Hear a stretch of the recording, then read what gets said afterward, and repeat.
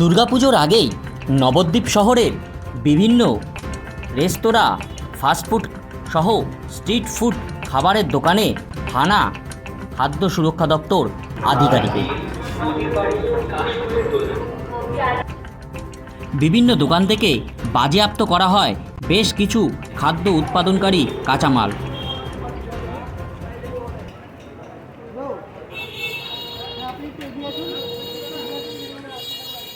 সোমবার সন্ধ্যের পর নবদ্বীপ শহরের মালঞ্চপাড়া এলাকা থেকে বুড়োশিবতলা রোড হয়ে শহরের বিভিন্ন এলাকার বিভিন্ন রেস্তোরাঁ সহ খাবারের দোকান ও স্ট্রিট ফুডের দোকানগুলোতে হানা দেয় এই খাদ্য সুরক্ষা দপ্তরের বিশেষ টিম।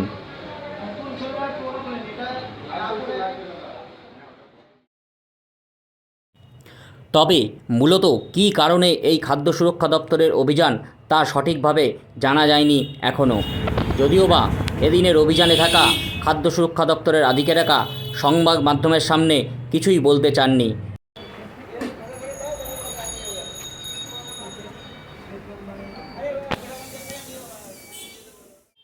তবে বিভিন্ন ব্যবসায়ীরা জানায়, এদিন খাদ্য সুরক্ষা দপ্তরের আধিকারিকেরা তাদের দোকানে এসে বিভিন্ন বিষয় নিয়ে জিজ্ঞাসাবাদ করেন, খতিয়ে দেখেন খাদ্য উৎপাদনকারী কাঁচামাল সহ সমগ্র খাবারের দোকানের পরিবেশ সহ বিভিন্ন দিকগুলো।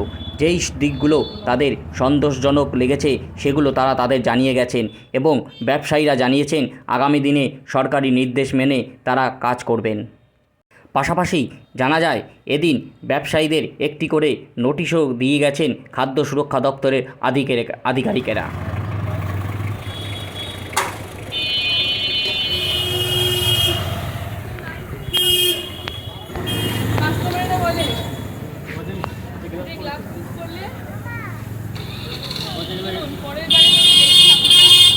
আপনারা যখন কাউকে সার্ভ করবেন গ্লাভস ইউজ করবেন, ক্যাপ ইউজ করবেন।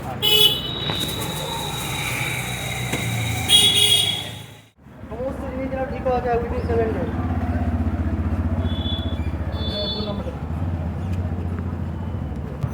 লাইসেন্স আছে, এদিকে এনে লাগাননি।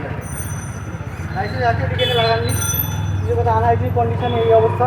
যে কথা যে প্রোডাক্টগুলো ইউজ করে সেগুলো কোনো লেভেল নেই। লাইসেন্স আছে না রেজিস্ট্রেশন? জানি না রেজিস্ট্রেশন লাইসেন্স কি আছে জানি না। ব্লাড স্টেন্স ইন দ্য ফ্রিজ, ফ্রিজের মধ্যে ব্লাড লেগে আছে আর ওয়াটার টেস্ট রিপোর্ট কিছুই নেই।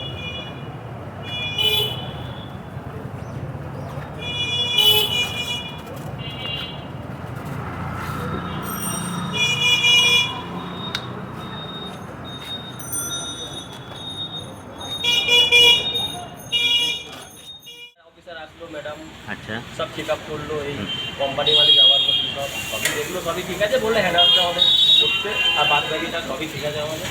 এছাড়া লাইসেন্স সবই আছে ম্যাম। এমনি কোনো কিছু ইয়ে নেই, ফ্রিজে আমরা কাঁচামাল কমই রাখি, যা ইউজ হয় দিনেরটা দিনেই ইউজ হয়, এছাড়া কিছু না। আজ কাজ করলাম, কালকে যেটা যেটা হয় না, কারণ অ্যাভেলেবেল কোনো মাল আমরা রাখি না।